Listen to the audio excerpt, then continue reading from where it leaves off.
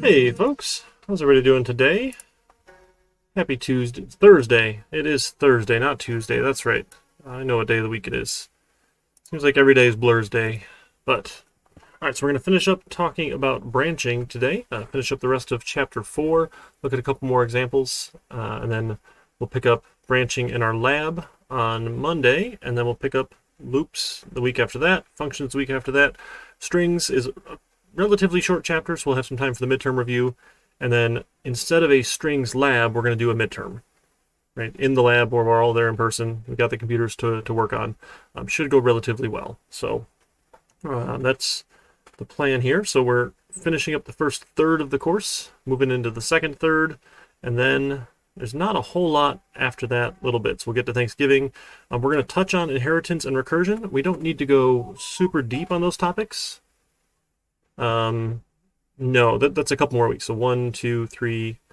So 3 weeks from Monday. That'll be on 10/25. Bendawi. Yeah, we got a little while. So it's a little bit later in the semester, in week 9. But our first week didn't really count because it was only one day. So essentially like week 8. Hopefully that works out well for you folks. And again, it's open book, open notes, open internet. I'll give you last year's midterm. You can take a look and see what to expect there. So no surprises. I'm not a big fan of exams, but they look at me funny if I don't give them when I turn in my syllabuses for review and stuff. So that'll be the only exam in the course. And it's I mean, worth a decent amount, 20%, but not like a huge amount of the overall score. I mean, 20 is a lot, but you know, most of your scores coming from the projects, the midterms, the Zybooks, the quizzes, and the labs that are not time-based. You know, sit and do this thing. So hopefully there'll be no surprises going into the midterm. That's the goal. And we'll just keep on working our way through Zybooks. Again, a quiz every chapter, every week essentially. We'll just have one quiz when we get to exceptions and modules and one on inheritance and recursion. And we won't bother doing a quiz on plotting and graphics because the course is done at that point. So, but we're moving forward on those. Hopefully those are going well. Should be free points for you folks. Right? The goals, it's your incentive to read the book. And to pay attention when we're doing lecture stuff. All right, so I've got last Tuesday, not even last, 2 days ago, Tuesday, we left off here. Let me zoom this in a little bit for you, where we were working on our branching. This idea that, okay, if something is true, I can run this bit of code, and if it's not, that bit of code doesn't run. Or if this is true, else run this bit of code, right? So I can make a choice. I go this way or I go this way. So there's a fun way of drawing these out. I don't actually, I'm not the biggest fan of Visio. We can do it in the lab at some point, but it's just pretty much nice and easy to do it in Word here. So let me pull up like a new Word document. And the idea here is, and the book does a good job of showing some of these. These are our activity diagrams in a unified modeling language. In UML, it's a way of drawing a picture to say, okay, if this, then we do this or we do this. So our decision point always ends up as a nice big old diamond here. That's our decision point. So then we can say, hey, like if true, go this way, false, go this way. So we can decide, right? And depending on what we're working on, right, we can pick different choices in here. So maybe we have something about age. So we put age in here and we'll say, hey, if greater than or equal to 21, if true, then we can do something here. If not, we do something else over here. So we can kind of show the flow here, right? So like age goes into this decision point, and we see, hey, is age greater than or equal to 21? Sure, we'll do this true if true. If it's not true, then we get our false case. And as we do these nested ones, right, we just get more and more of these diamonds going on as we go. And the book does a better job of showing those off. Drawing them is a little bit obnoxious, but they work nice in Visio, which is cool for showing, okay, hey, if this branch, else this branch. Or if we have multiple branches, right, we just have all those multiples. Like we looked at your score here. That's a lot of different diamonds. Right? Every one of those is a diamond. And we would just draw them all out. If 94, yes. Else if, A minus. Else if, B plus. Else if, on and on and on and on. And then eventually the code just picks up wherever we were doing the next thing here. So we can do ranges. We can add multiple Boolean expressions together with our logical operators, right? The ands, the ors, and the nots, they operate on logic. So you can say, do you want this and this? And we have our different cases for, remember with ands, both have to be true. With ors, either have to be true. And nots just reverse the case here. So those are our logical operators. And we can combine them, right, if we need to combine different statements here. And so there's going to be lots of different ways you can solve problems, right? Whether or not you want to combine these if-elses, or we could do nested if-elses. So instead of combining them with this, another way we could do that, we could do a nested if. So we could say if x is greater than or equal to 0, and then start a code block. From in here, then, we can say if y is greater than or equal to 0, then that must be quad 1, right? We'll print quad 1. If y is not greater than or equal to 0, right, but x is greater than 0, that must be in quad 4, right? So if y is negative, x is positive, well, that's quad 4. So we can put this if inside of that one if we want here. And then we could have the else. So if x is not, essentially we can repeat this here, but now we have different quads. So if x is not positive, x is negative, but y is positive, that's quad 2. And if they're both negative, it's quad 3. So you can get the same thing as above here with nested statements if you want. So there's always going to be more than one way to write these. And that's where, again, where some of this art comes into play of computer science, right? It's not all just the hard science. There's this, how are we tackling this problem? What are we going about doing it here? And either one of these is fine, right? There's no necessarily one is better than the other. They both will get the job done here. Doesn't like my formatting. Those little arrows, they're just, they're warnings. They're not an error. It's not going to keep it from running, but it means I didn't obey the style conventions, which generally it's nice to fix, right? It's not a rule that you have to, but if we all have the same coding style, it just makes life easier when you go to read someone else's code here. Okay, so we looked at numbers. We looked at you can compare arrays or lists. Sure. This membership operator is fantastic. So the membership operator says, hey, are you in a collection? Remember, we have a lot of those collection types. When it comes to a dictionary, it only checks for keys. When we're looking at lists, it looks for, is it in that list anywhere, right? Is it present in there? So we could say, hey, if, or here, so maybe when we did these numbers, right, for our lotto numbers here, instead of getting all three in the exact same order, if we just say, okay, if you have the three numbers in any order, right, so we can check. So we can say, I'm going to look at if my numbers index of 0 is in the winning numbers, then, match count plus equals 1. So we'll start up a number of matches. So we'll have a match count start off at 0, and then every time we have a matching number, we'll add 1 to it. Right? So we'll check for, oops, let me bring that back to this line, and one more. So if your first number, your second number, your third number is in the winning numbers, we'll add 1 to the match count. And then we can print out, like, matched, regardless of order, right?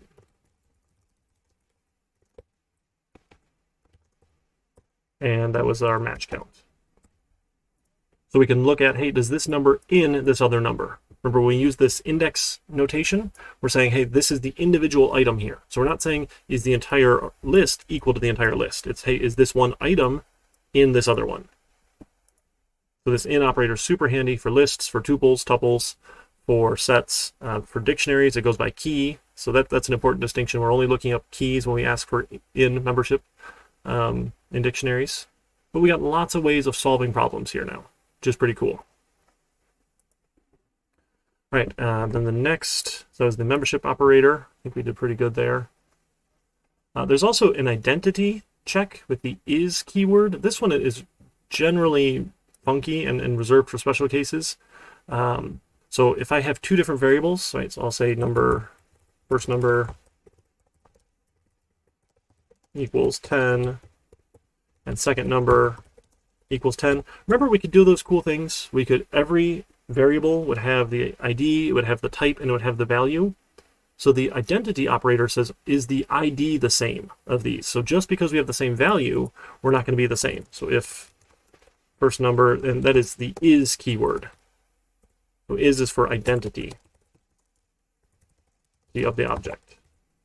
So if first number is the second number, then print these are the same object. And when we say the same object, it's the same thing in memory. They are two different variables pointed to the same location in memory.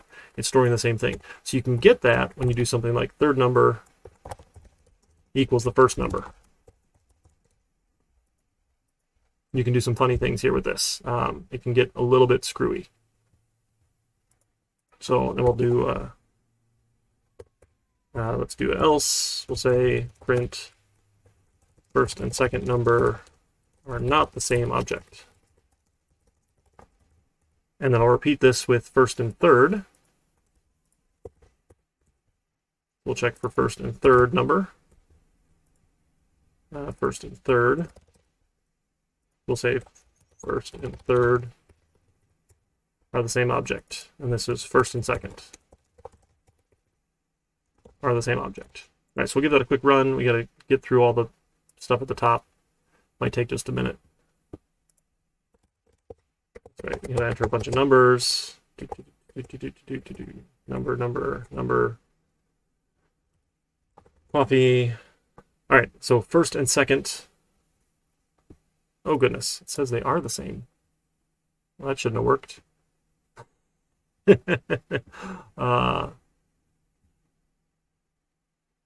Oh, so, okay.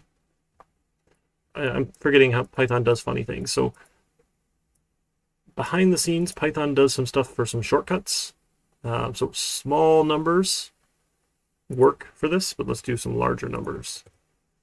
Let's do, is that 10,000? Yeah, let's do 10,000. So smaller numbers are pre-created. Let's give this one a shot real quick. Sorry, that didn't work so well. One. Still there. Oh my goodness.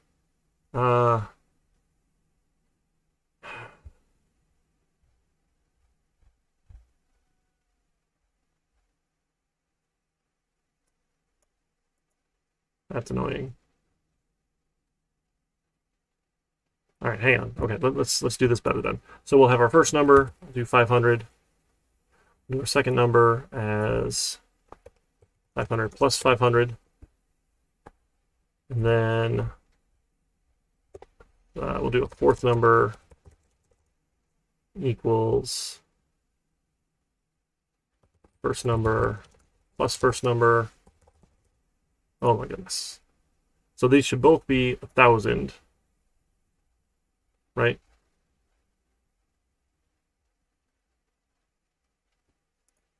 All right, let's try that. All right. So we want second and fourth. Second and fourth should not be the same here. Give that a shot real quick.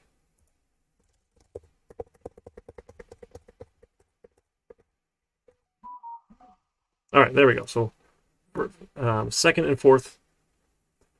Second was 500 plus 500. Fourth was 500 plus 500. Finally, we got a different object. Python does some neat optimization things that make that example bad. I'm sorry. But we'll see that first and third are the same object because we assigned it to match here. Right, that's all. Take third number, let's equals 10. Let's try and change third number. Let's see what we get here. Bunch of ones. And now they're not the same. Right? So that we started off pointed at the same one. Sorry, I can zoom that in. We changed third, so they're no longer the same. So this identity operator, again, it's funky. When we get to working with objects, it can be slightly more useful. Most of the time, we're going to ignore it, though. Not too big of a deal. Right, and then there's a whole section on order of operations. We've spent a lot of time talking about order of operations already. Remember, you get parentheses, and then you get multiplication, division, modulus at the same order of precedence from left to right, and then addition and subtraction. Then we're going to look at relational operators, which I think makes a lot of sense. So if we said if 10 times 10 is less than 20, right? This relational operator needs to happen after the arithmetic, right? So I think that follows, right? You do your arithmetic first, then we can compare, because otherwise we'd say 10 is less than 20 true, and 10 times true, well, what is 10 times true, right? It just doesn't work there. So the relational operators operate first, then the logical operators, right? And we could say and, right? How about, well, that one will give us a false, right? So let's do an or, and something that gives us a true. 20 divided by 2 is greater than 5, right? Again, we get our division first, then the relational operator. This one has to become a true or false. This has to become a true or false. Then we can do the logical operator here. And now the tricky part is that ands happen first. So if we were to say and here, and then do an or, something else that's false, no, I'm sorry. So if we do the or here, we did an and over here, where something that's false, like 10 is greater than 20. The and is going to happen first. So these will be anded together, and a true and a false is going to be false. So then when we or, right, this first one was false. We thought this would be true, so we get a true and a false. For our cases, we work out the same way, whichever one you did first, but it can come to bite you. So best thing to do here is you always want to use some parentheses to force your ands and ors if you have a bunch of them in a row. Like if you had a string of ands and ors, you should always use the parentheses, ands and ors, and you want one to go first. Right? If there's one that you want to make sure happens first, don't rely on the order of operations because it's confusing. Right? Just like with our math, right? Put the parentheses around even if you don't need it there because it makes it clearer.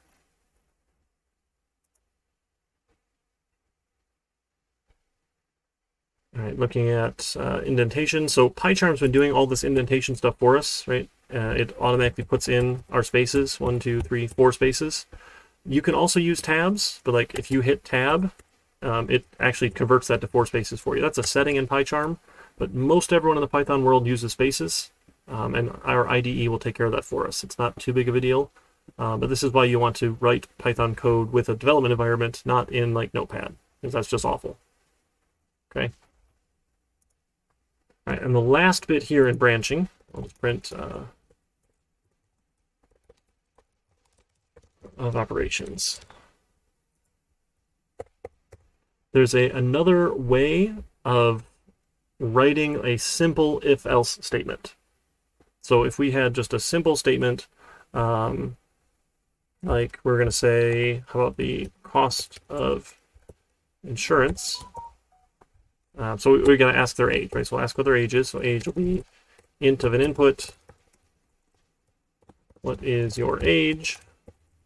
And then we can say if age is greater than or equal to 25, right? We'll say the insurance only costs something, $1,000. Else, cost of insurance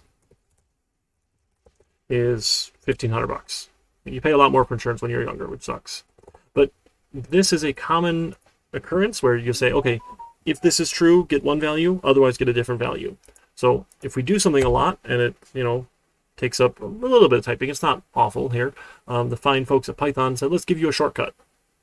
The shortcut is really confusing. It's called a conditional. Once you've done it often enough, it's easy enough to read, but it's really screwy because it's backwards. So we would say the cost of insurance is equal to 1,000 if age greater than or equal to 25. Greater than or equal to 25. Else 1,500.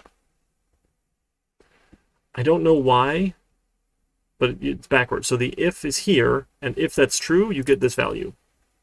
Then the else is over here, otherwise it becomes this value. So I'm not a big fan of these just because they're confusing. Right? It's a little bit funky to read here. So this is the conditional operator. Right? So you can take this if-else block and turn it into a single line of code. I don't know. Again, they're a little bit funny to see what's going to work for you, but a lot of people like to use them, so we'll see it often. And if you look at other people's Python code, sure. So just right, if this is true, you get the first thing. Otherwise, you get the last thing. So like trying to write them is backwards from how you'd write an if-else statement. It's just, it's a little bit awkward is all.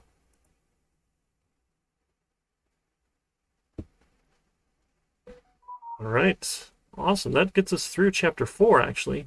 You folks did great. Any other questions, thoughts, or concerns? Don't forget we have the project coming up due. That's a week from today now, right? For that first project. It's due before class starts, right? So that at the beginning of class, I'm going to go over the solution to it and show you how I would go about solving that project 1. Right? So if you haven't started yet, please start early. I'm happy to meet with you folks. I don't have any standing office hours because I'm just not really on campus all that often. So if you want to meet, shoot me a message a couple times that work for you, and I'll see if they work with my schedule. Got a couple things going on throughout the day, but generally can make things work. So just shoot me a couple options, and I'll see what I can do to meet with you. I'm happy to get you unstuck if you're stuck on something. Right? I'm not going to tell you go away. Right? If you're asking for help on the project, that's why I'm here. So I'm more than happy for everyone to get 100% on every project. That would be fantastic. So start early. Make sure you don't run into anything last minute. Oftentimes I get emails a couple hours before the project's due, people saying, oh, something came up and I couldn't get it done. And that's why we've got 2 weeks on all the projects to make sure, hopefully in that 2 weeks, right, you're not busy for two weeks straight. Oh, thank you for the hydration reminder. I've got my lovely free cherry vanilla Coke Zero. It's not really my favorite flavor, but free's the right price. And I drank all the coffee already this morning, so I'm switching over now. Although I would like some coffee. I do enjoy coffee. All right, so we got the rest of the time to work on Project 1. If you folks have questions, I'm happy to jump on Discord or Zoom. Whatever works well, we can do screen sharing. We got lots of great technology for that nowadays for questions. Email me, call me, text me, find me on Discord. I don't respond to smoke signals, but most other ways of communicating work well. And just one more reminder, if you send me a message through Canvas, because they all come from Canvas technically, it goes to the non-priority inbox, so it doesn't beep on my phone. So if you actually go to the email and send an email directly, I'll get it. It'll pop up on my phone and I'll see it right away. So if you're communicating through Canvas, you might not get a response quite as quickly. I mean, I'll still see it, but it is not going to ding on my phone, so it won't remind me to look at it right away. So I'll have to wait till I go check it later. All right. So I'll post the quiz for Chapter 4. Don't forget the Chapter 3 quiz is coming up due tonight, 11:59 p.m. We'll have a week for the Chapter 4 quiz. We got Project 1 coming up due, and then we got our lab on Monday for working with branching. All right, folks, kind of short today. Just wrapping up that last section, so take the extra time, get started on Project 1 if you haven't yet. Make sure we get that one in and done, so we're in good shape for making sure we're getting good scores on all these projects. Because 25% is a large chunk of your overall score here, but the goal is everyone gets 100% on those. Happy if everyone does well on those. All right, we can see if there's anyone else around on Twitch for fun. Send a raid off somewhere. It's always fun to do that. Let me see who's around. We can go check out Obother. He's always fun. Does some cool hardware stuff that I know nothing about. All right, we'll head over that way. Take care. Let me know what I can do for you, and we'll go from there. Thanks, folks. See ya on Monday.